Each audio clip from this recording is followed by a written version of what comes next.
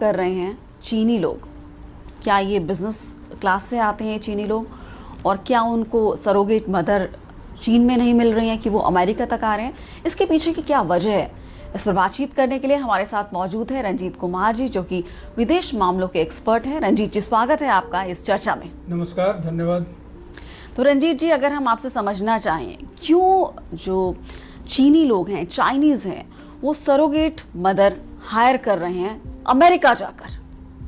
देखिए, इसके पीछे एक बड़ी रोचक कहानी है जी। चीन में जब से वन चाइल्ड पॉलिसी को ख़त्म किया गया है, यानी चीनी दंपतियों को अब तक केवल एक बच्चे पैदा करने की अनुमति होती थी, क्योंकि चीन नहीं चाहता था कि उसकी आबादी काफ़ी बढ़ जाए। लेकिन चीन की आबादी में इतना असंतुलन पैदा हो गया वन चाइल्ड पॉलिसी के कारण कि चीन में अब जो वृद्ध लोग हैं, जो बूढ़े लोग हैं, उनकी संख्या बढ़ गई है, और जो युवा वर्ग है उनका समाज में प्रतिशत घट गया है। तो इससे चीन में काफ़ी सामाजिक असंतुलन पैदा हो गया था। तो चीन की सरकार ने वन चाइल्ड पॉलिसी को ख़त्म कर दिया। अब वन चाइल्ड पॉलिसी जैसे ही ख़त्म हुई तो जो अमीर चीनी दंपतियां हैं वो दूसरे बच्चे की चाहत उनमें आ गई, क्योंकि वो दूसरे बच्चों को भली भांति पाल सकते हैं। लेकिन इसमें एक रोचक मोड़ ये आया कि इन चीनी दंपतियों ने सरोगेट मदर की खोज शुरू की, और अमेरिका में के कुछ राज्यों में ये अवेलेबल हैं, जो खास करके गोरी जातियों के, जो माइग्रेंट कम्युनिटी के जो महिलाएं अमेरिका में होती हैं, जो इतनी समृद्ध नहीं होती हैं, गरीब परिवार से होती हैं, तो वो किराए की कोख बन करके चीनी दंपतियों के बच्चे पैदा करके भाड़े पर अपना काम चलाती हैं। जी। तो ये प्रवृत्ति काफ़ी देखी जा रही है कि चीन की जो अमीर दंपतियां हैं वह किराए की कोख लेकर के अमेरिका जाते हैं, अमेरिका में जा कर के अपने बच्चे पैदा करते हैं। तो इसको लेकर के अमेरिकी समाज में भी, अमेरिकी प्रशासन में भी काफ़ी चिंता पैदा हो गई है। जी, क्या इसके पीछे की वजह है कि उनकी कहीं ये मंशा तो नहीं है कि वो अमेरिका की नागरिकता लेना चाहते हैं? अमेरिका में एक कानून है कि बच्चे के जन्म के 21 साल बाद माता पिता को स्वतः नागरिकता मिल जाती है। जी।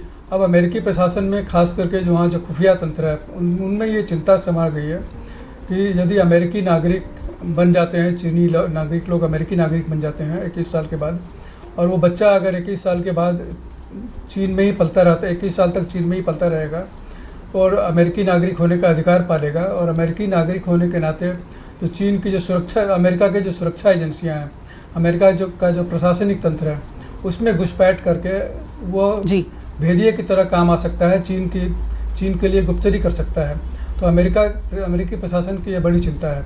देखिए, अमेरिकी प्रशासन की एक और चिंता है कि अमेरिका में चीनियों ने खास करके ऐसी एजेंसियां खोल रखी हैं जो चीनी दंपतियों को ये सहूलियत प्रदान करती हैं अपने बच्चे पैदा करने के लिए। किराए की कोख कहाँ से मिलती है तो वो अरेंज करते हैं, किराए की कोख की जो माँ होती है उसको अरेंज करते हैं, और उन्हें काफ़ी पैसे का भी भुगतान करती है, $1 लाख से $2 तक का चीनी दंपतियों से चार्ज करते हैं।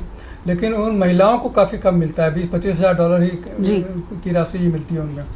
तो अमेरिकी प्रशासन ने भी ये कहा है कि महिलाओं को इस तरह शोषण किया जा रहा है, जो बंद होना चाहिए। चीनी लोगों ने वहाँ अपनी एजेंसियाँ खोल करके इस तरह की सेवाएं देनी शुरू की है, जिससे अमेरिकी महिलाओं का शोषण हो रहा है। जी, तो बाकायदा एक इंडस्ट्री पनप गई है जिसमें सरोगेट मदर को हायर किया जाता है। ये एजेंसियाँ करीब $1 से $2 लाख वसूलती हैं, और जो सरोगेट मदर होती है उसको बहुत कम पैसा दिया जाता है। और इसके पीछे आप जिस तरह बता रहे हैं कि 21 साल बाद माता पिता दोनों को नागरिकता मिल जाती है, तो अगर किसी चीन के किसी नागरिक ने अपना बच्चा पैदा किया सरोगेट मदर के ज़रिए, जो कि अमेरिकन है, और उस बच्चे को के ज़रिए दोनों माता पिता को नागरिकता मिल जाएगी। आपने सही कहा, एक धंधा बना लिया है चीनियों ने वहाँ। जी। और इससे चीनियों को तो काफ़ी अच्छा लग रहा है। चीनी खास करके जो चीनी महिलाएं हैं उन्हें खुद भी अपने कोख से पैदा करने की जो समस्या होती है उससे बच जाती हैं। जी। पैसे खर्च करके अपने बच्चे अमेरिका में जा कर के पैदा कर रही हैं और फिर उन्हें वापस चीन ले आती हैं। तो चीनी जो सामाजिक संस्कृति में जो पाले पोसे जाते हैं ये बच्चे, वो चीनी स्वभाव के होंगे, चीनी संस्कृति के होंगे, चीनी सोच के होंगे।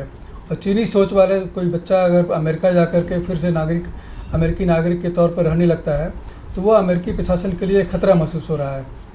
जी, तो ये जो समस्या अमेरिकी खुफिया एजेंसियों ने भांपी, तो क्या ये लंबे समय से चली आ रही थी? नहीं, ये पिछले कुछ सालों की बात है, जब से चीन में वन चाइल्ड पॉलिसी ख़त्म की गई है, 2 बच्चे पैदा करने, 2 या 3 बच्चे पैदा करने की अनुमति दी गई है, तब से चीनी दंपतियों में एक क्रेज़ सा हो गया है जी। कि अपने बच्चे अमेरिका में पैदा करेंगे। तो वो इतने पैसा अफोर्ड कर सकते हैं कि अमेरिका जाकर के अपने बच्चे पैदा करवाएं और फिर उस बच्चे को वापस चीन में ले आएँ। तो एक तरह से आप ये कह रहे हैं जो एजेंसी है जो सरोगेट मदर को हायर करती है वो भी चीन की है, चीनी लोग उसको चला रहे हैं, ये सभी चीनी लोग चला रहे हैं। और जो अमेरिका में आते हैं सरोगेट मदर को हायर करने के लिए चाइनीज़ लोग, वो एक चीन के एक अमीर तबके से ताल्लुक़ रखते होंगे। सभी अमीर वर्ग के युवा वर्ग हैं, युवा दंपतियां हैं जी। तो इसके पीछे अब खुफिया एजेंसी क्या उनको लग रहा है कि इसके क्या परिणाम हो सकते हैं और वो इसके क्या समाधान खोज रही हैं? अमेरिकी खुफिया एजेंसियों को ये खतरा महसूस हो रहा है कि जो चीनी नागरिक बन जाएंगे बच्चे, चीन में रहने लगेंगे और खास करके उनके माता पिता भी अमेरिका की नागरिकता हासिल कर लेंगे जी। तो और अमेरिका में रहने का अधिकार पा लेंगे। और इस तरह इसमें शंका ये जाहिर की जा रही है कि इसमें से कई चीन के लिए गुप्तचरी का भी काम कर सकते हैं।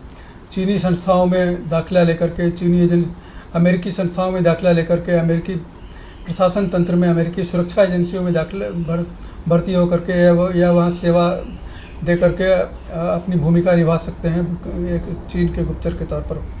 तो जो चीन के दंपत्ति हैं, चाइनीज़ जो कपल हैं, वो अमेरिका आते हैं, सरोगेट मदर को हायर करते हैं, फिर उसके ज़रिए बच्चा पैदा करते हैं अपना, और क्योंकि वो बच्चा वहाँ पैदा हुआ और क्योंकि वो जो माँ है सरोगेट मदर वो अमेरिकन है, तो जाहिर तौर पर बच्चे को नागरिकता मिल जाती है पैदा होते ही।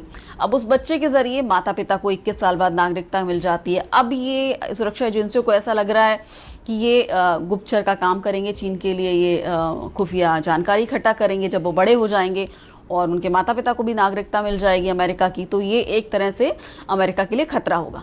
ज़रूर, अमेरिका के लिए एक सुरक्षा चिंता की बात है ये। जी। तो अब आगे का क्या रणनीति बना रहा है अमेरिका इसको लेकर कि किस तरह से वो इनको रोके, एक चेक लगाए इन सब चीज़ों पर? अमेरिका में इस बात पर अमेरिकी अधिकारी इस बात पर चर्चा कर रहे हैं कि इस पर कैसे रोक लगाई जा सकती है। हालांकि अभी तक कोई ऐसा कानून जब तक नहीं बनाया जाएगा इस पर रोक लगाने का, तब तक इसे रोका नहीं जा सकता, क्योंकि कुछ अमेरिकी राज्य इसकी अनुमति देते हैं। जी। तो जाहिर तौर पर एक बड़ी चिंता का विषय है अमेरिका के लिए। तो बहुत बहुत शुक्रिया रंजीत कुमार जी हमसे बात करने के लिए। विदेश मामलों के आप जानकार हैं और आपसे दुनिया भर में क्या हो रहा है उस पर जानकारी मिलती रहती है। और ये जो जिस बात पर हम चर्चा कर रहे हैं, तो ये खास तौर पे अमेरिका के लिए एक कान खड़े हो जाते हैं अमेरिका के, और आगे लंबे समय में ये चिंता का विषय है। ज़रूर, अमेरिका में जो जिस तरह की आज़ादी है उसका फ़ायदा चीनी लोग उठा रहे हैं। जी। तो अमेरिका में जिस तरह की जिन बातों की आज़ादी दी जाती है उसका फ़ायदा चीनी लोग उठा रहे हैं, और किस तरह से ये पूरा तंत्र, पूरा सिस्टम जो है उन्होंने वहाँ डेवलप कर लिया है, और इसका हो सकता है लंबे समय पे इसका नुकसान अमेरिका को हो सकता है। तो इसको अमेरिकी खुफिया एजेंसियों ने इसको भांप लिया है और इस पर वो कड़े कदम उठाने की दिशा में आगे बढ़ रही हैं। तो शुक्रिया इस कार्यक्रम को देखने के लिए। रंजीत जी, आपका शुक्रिया हमसे बात करने के लिए। धन्यवाद। तो ये कार्यक्रम और ये चर्चा अगर आपको पसंद आई, जो भी हमारे व्यूअर्स इस चर्चा को देख रहे हैं, तो आप इस वीडियो को लाइक कर सकते हैं, इसे शेयर कर सकते हो और ज़्यादा से ज़्यादा लोगों तक पहुंचा सकते हैं। हमारे YouTube चैनल द मीडिया को आप ज़रूर सब्सक्राइब करें, अपने जो भी नेटवर्क है अपने आसपास लोगों में शेयर करें, और हमारे वीडियोज़ को लाइक करते रहें। हमारे फेसबुक पेज को भी लाइक करें और इसे शेयर करें। इस कार्यक्रम को देखने के लिए आपका बहुत बहुत शुक्रिया। धन्यवाद।